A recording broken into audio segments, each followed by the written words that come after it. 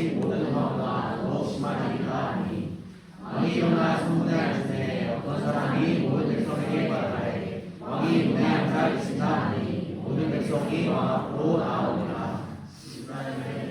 여기 보면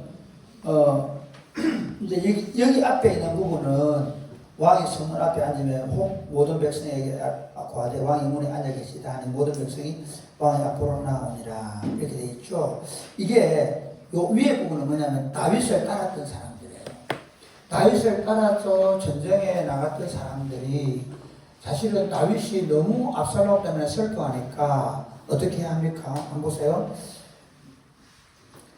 백성들이 10분의 1절에 보면 그날의 백성들에게 들리네 그날의 이김이 모든 백성에게 슬픔이 된다. 오히려 그러면서 3절 보실래요? 시작. 그날의 백성들이 싸움에 쫓겨 부끄러워 도망같이 도망하니 성으로 들어가니라. 전쟁에 승리하고도 백성들이 다 전쟁에 오히려 진자처럼 조용하게 성을 들어. 다윗의 그 개인적인 감정, 그러니까 아들 이런 슬픔 때문에 승리를 축하하지 못하고 잘못하다가는 자기를 따랐던 사람들까지도 잃어버리게 되는 거죠. 자기 슬픔을 이기지 못해서. 그래서 내 요압이 뭐라고 하냐면 지금 왕께 사시는 일은 차라리 우리가 다 죽고 왕의 아들이 살았으면 더 좋았을 것 같습니다. 우리가 승리해놓고도 지금 우리가 부끄러워서 쥐죽듯이 조용히 숨어 있습니다. 그 얘기합니다. 그래서 이 부분에 대해서 다윗이 이제 정신을 차리고 자기 성문 앞, 이 성문 앞 앉는 말은 그냥 재판서이기도 하고 왕의 자리에 이제 돌아오는 거예요. 공동체를 하나로 만들 때 여기서 첫 번째 우리가 생각해야 되는 게 뭐냐면 개인적인 감정들. 여러분 어떠세요? 교회를 하다 보면 서운할 때가 있잖아요. 그죠? 요즘 김장하는데 힘드시죠? 내가 오늘 그 김장하는데 좀 도와주려 했더만은 그 고추 부수는 도와주려 했더니 장모생이 그러더라고. 목사님, 지난 어젯밤에 내가 그 얘기했거든. 목사님 안 도와준다고 삐지지 말라고 했다고 삐지 말라고 했던 그 얘기했다고 얘기하더라고요. 예. 참 감사했을 것 같아요. 한 번도 제가 못 도와주는 거에 대해서 삐지지 않는 거에 대해서. 할렐루야. 감정들이라는 게 참 달라요. 그런데 그러니까 특별히 우리 리더들 잘 보세요. 저를 한번 보세요. 저를 보세요. 감정 컨트롤 잘 하십니다. 내가 무너지면 다 무너집니다. 저도 종종 그럴 때가 있어요. 저 사실 가끔씩은 그래서 혼자 저도 가끔씩은 제 감정을 제가 잘 컨트롤 안 될 것 같은 때가 있어요. 이게 요즘 50세 넘으면 여러분 알죠? 남자들도 갱년기가 있습니다. 몰라서 그렇지. 우울합니다. 특히 저 가을에 되면 우울합니다. 네, 가을에는 우울해요. 저는 가을에는 주로 어디 가겠습니까? 제가 목욕탕에 자주 갑니다. 추우면 더 우울해. 왜 그러냐면요. 내 감정을 제대로 못 추스리면 교회조차 어려워집니다. 여러분 집에서 가장들이 가장 자기 감정을 잘 못 추스리면 감정이 왔다 갔다 하면 가족이 불안해한단 말이에요. 여러분 사역할 때 여러분의 감정을 잘 컨트롤하셔야 돼요. 여러분의 감정 때문에 하나됨이 깨뜨려집니다. 그런 경우 많이 보죠. 네, 우리 옛날에 어른들 섭섭병 걸렸다고, 섭섭막이 됐다고, 서운해가지고, 그래가지고 막 하다 보면 교회가 다 나눠집니다. 자, 그런 면에서 다윗이 자기 감정을 추스리고, 이제 돌아와서. 그래서 하나님을 만듭니다. 두 번째 볼까요? 두 번째 한번 보겠습니다. 9절부터 23절. 9절 시작. 이스라엘 모든 지파 백성들이 여러 나라에 이르되 왕이 우리를 원수의 손에서 구원하여 내셨고 또 우리를 블레셋 사람들의 손에서 구원하셨으나 압살롬을 피하여 그 땅에서 나가셨고 우리가 기름을 부어 우리를 다스리게 한 압살롬은 싸움에서 죽었거늘 어찌하여 왕을 도로 모셔 올리되 잠잠하고 있느냐 하니라. 이 사독과 아비아달 두 제사장에게 소식을 전하여 이르되 자, 이게 한번 보세요. 재밌죠? 여기 이스라엘은 이미 각기 장막으로 돌아왔더만 이게 무슨 말이냐면요. 어느 편에 있었던 압살롬 편에 있었던 사람들이 다 도망가 집에 숨어 있어요. 그런데 가만히 보니까 실제로 아 맞다. 정신 차리고 나니까 자기 잘못한 거야. 블레셋 손에서 구원한 게 다윗이고 그럼 지금 압살롬 죽었고 이 나라에 왕이 없는 이 공격사들 어떻게 할 거냐 그러면서 서로 어떻게 해야 되지 막 고민하고 있을 때 그때입니다. 그때 어떻게 하냐. 자, 그 다음 읽어볼까요? 시작. 아이감이 사독과 아비아달 제사장에게 소식을 전하여 이르되 너희는 유다 장로들에게 말하여 이르기를 왕이 말씀이 온 이스라엘이 왕을 왕궁으로 도로 모셔오자 하는 말이 왕께 들렸거늘 너희는 어찌하여 왕궁으로 모시는 일에 나중에 듣느냐. 자, 재밌어. 이 왕이, 자, 한번 보세요. 지금 다윗 왕이 기질을 발휘합니다. 어떻게 발휘하냐면요. 사독과 아비아달은 그 당시에 두 대제사장이잖아요. 제사장들에게 뭐 하냐면 유다 장로들에게 고하여 이르기를 왕의 말씀이 온 이스라엘이 왕을 궁으로 도로 모셔오고자 하는 말이 하게들 너희는 어찌하여 이게 무슨 말이냐. 온 다른 지파 사람들이 다 모셔오기를 바라는데 유다 백성들이 제일 먼저 나서서 누구 편을 됐다 할 수 있습니까? 압살롬 편을 든 거예요. 이해가 되시죠? 주로 이해가 되겠습니까? 제일 반역에 앞장섰던 사람이 누구라고요? 유다 자손. 유다 자손들이 압살롬을 왕으로 공립하는데 제일 먼저.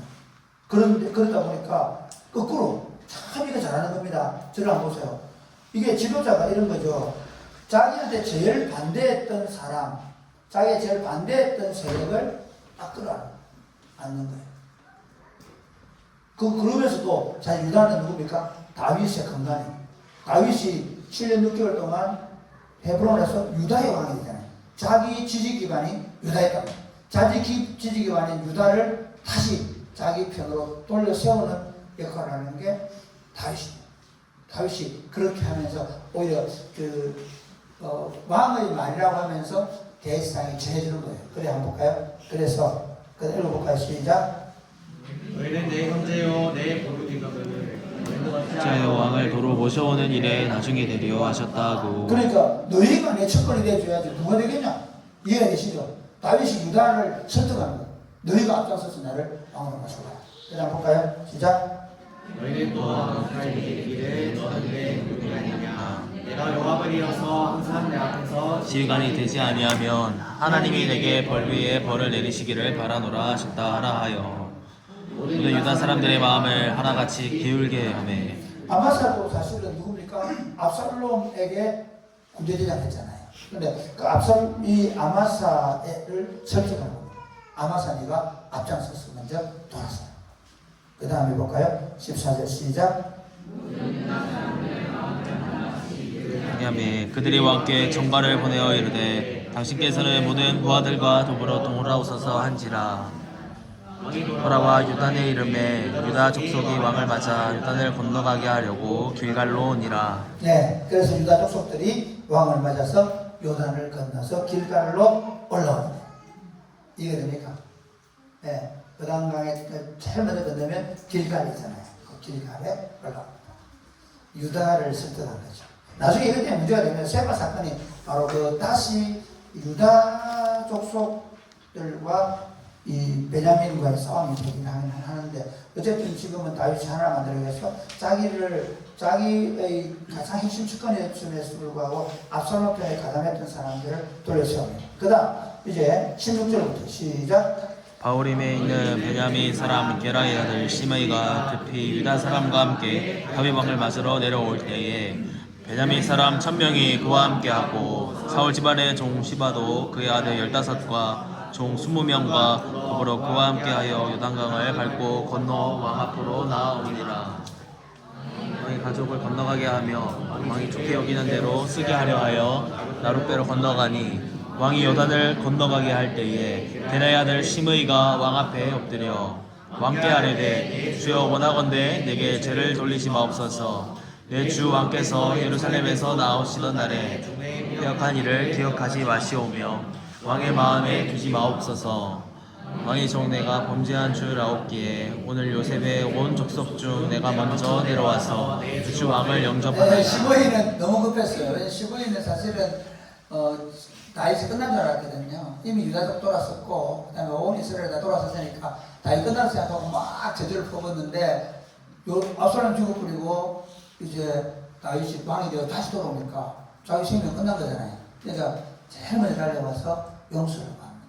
그랬을 때 한번 볼까요? 계속 시간이 없어서 빨리 읽겠습니다. 시작. 시므이가 여호와의 기름 부으신 자를 저주하였으니 그로 말미암아 죽어야 마땅하지 아니하니까 하니라.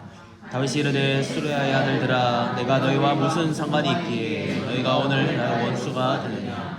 오늘 어찌하여 이스라엘 가운데에서 사람을 죽이겠느냐. 내가 오늘 이스라엘의 왕이 된 것을 내가 알지 못하리요 하고 시므이에게 이르되 네가 죽지 아니하리라 하고 그에게 맹세하니라. 네, 사실은 이제 하나 되어가는 과정을 보시겠죠. 자기가 돌아섰던 유다를, 그 다음에 상대방 군대장을 아마사를 돌려세우고, 그 다음에 자기에게 도망갈 때 저주를 퍼붓던 이 시므이까지 용서해주고, 그 다음에 한번 볼까요? 그 다음 24절부터 볼까요? 시작. 사울의 손자 무비보셋이 내려와 왕을 맞으니 그는 왕이 떠난 날부터 평안히 돌아오는 날까지 그의 발을 맵시 내지 아니하며 그의 수염을 깎지 아니하며 옷을 빨지 아니하였더라. 예루살렘에서 와서 왕을 맞을 때에 왕이 그에게 물어 이르되 무비보셋이여 네가 어찌하여 나와 함께 왕의 종인 나는 다리를 절므로 내 나귀의 안장을 지워 그 위에 타고 왕과 함께 가려 하였더니 내 종이 나를 속이고 종인 나를 내 주 왕께 모함하였나이다. 내 주 왕께서는 하나님의 사자와 같으시니 왕의 처분대로 하옵소서. 내 아버지의 온 집이 내 주 왕 앞에서는 다만 죽을 사람이 되지 아니하였나이까. 그러나 종을 왕의 상에서 음식 먹는 자 가운데서 두셨사오니 내가 아직 무슨 공의가 있어서 다시 왕께 부르짖을 수 있사오리까 하니라. 왕이 그에게 이르되 네가 어찌하여 또 내 일을 말하느냐. 내가 이르노니 너는 시바와 밭을 나누라 하니 무비보셋이 왕께 아뢰되 내 주 왕께서 평안히 왕궁에 돌아오시게 되었으니 그로 그 전부를 차지하게 하옵소서 하니라. 네, 여기 보면 이게 재밌는 게 이제 사실은 이 시바가 거짓말하는 16장에 보면요. 왜 모이보셋 안 한다고 하니까 모이보셋이 이제 알라이브라는 걸 보면서 자기가 다시 왕이 되겠다고 막 설득해서 그런 얘기 하거든요. 근데 그 거짓말한 거예요. 모이보셋은 어떻게 했습니까? 그 다윗이 도망간 그날부터 수염도 안 고 막 다윗이 기다리고 있다고 얘기하잖아요. 그 다윗이 이걸 보고 알았겠죠. 알았음에도 불구하고 지금 참 이게 좀 아이러니인데요. 여러 가지 생각해 볼 수 있어요. 왜냐하면 모이보셋 자체가 이미 어떻습니까? 불구해요. 그렇지 않습니까? 시바가 모비보셋을 이렇게 다 농사를 지어주고 가족을 먹여주고 있는 그런 상황이잖아요. 그런 상황에서 오히려 시바를 죽이는 게 아니라 오히려 시바와 재산 나누게 함으로 계속해서 시바가 모이보셋을 섬길 수 있도록 그렇게 조치를 취하는 것을 볼 수 있습니다. 그 다음 31절부터 한번 볼까요? 네. 같이 시작. 이거는 바르실레인데요. 바르실레가 원래 이제 그 기망하고 와가지고 뭐 대접하고 했잖아요. 바르실레가 대접을 했는데, 한번 봅시다. 바르실레가 어디 나옵니까? 우리 한번 보겠습니다. 어디에요? 17장? 그렇지. 17절부터 보면 여기 나오죠.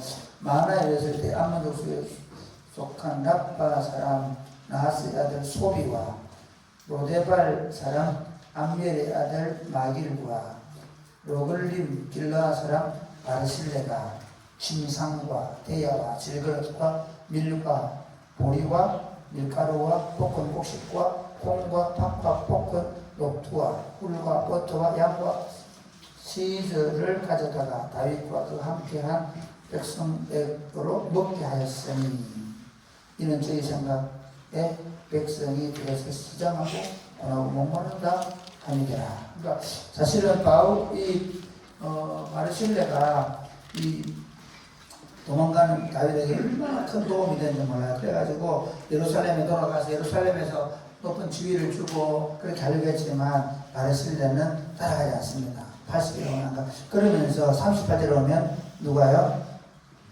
자기 아들 김함을 추천하고 김함이 왕과 함께 가서 예루살렘 오게 됩니다. 이제 이거를 가지고 제가 어떻게 하나 되게 해야 될 것인가 하는 관점에서 말씀을 전해야 되는데요.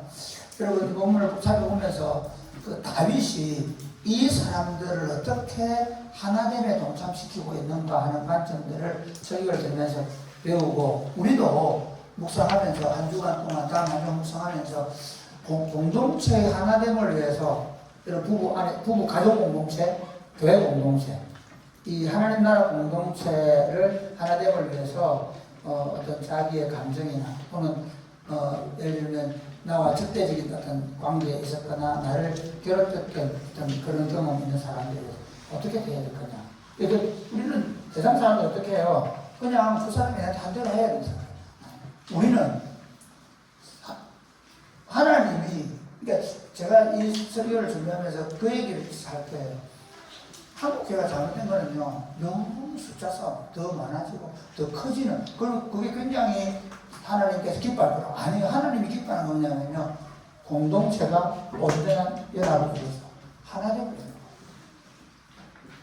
거예요. 여러분이 막 심지어 제가 옛날에 이때 교회를 보면 전도 잘해가지고 전도 왕왕하고 막 서로 한 사람을 둘러 나눠요. 그래가지고 구민건, 박혜정 해가지고 한 명 써요. 반말이 통닭. 말이 안 되는 얘기잖아요. 이해가 되죠? 그러니까 교회 안에서 경쟁, 견제, 분열, 당짓는 거 안 됩니다. 그게 어떤 감정적인 부분이든 아니면 어떤 우리가 사회 가다가 서로 부딪히는 부분이 있든 하나됨을 위해서 어떻게 해야 돼? 이게 이번 한 주간 동안 영국 상황을 생각하면 좋겠어요. 특히 리더십들이 그 하나됨 핵심에 뭐냐면 리더십이 있어요. 리더가 어떤 모습? 기도하겠습니다. 하나님 아버지 감사합니다. 우리 공동체가 우리 목장 공동체를 하나 되게 하고 우리 교회 공동체 전체가 하나 되게 하는 이 일을 위해서 서로 자기의 감정을 숨기고 죽이고 자기 감정을 따라하는 게 아니라 하나됨을 위해서 자기의 감정을 십자가에 못 박고 또 때로 나를 대적하고 힘들게 하고 괴롭히는 사람 아주 용서하고 받아주고 기도해 주면서 공동체 연합을 통한 하나됨을 이루어가는 복된 공동체가 되게 하여 주옵소서. 예수님 이름으로 기도드립니다. 아멘.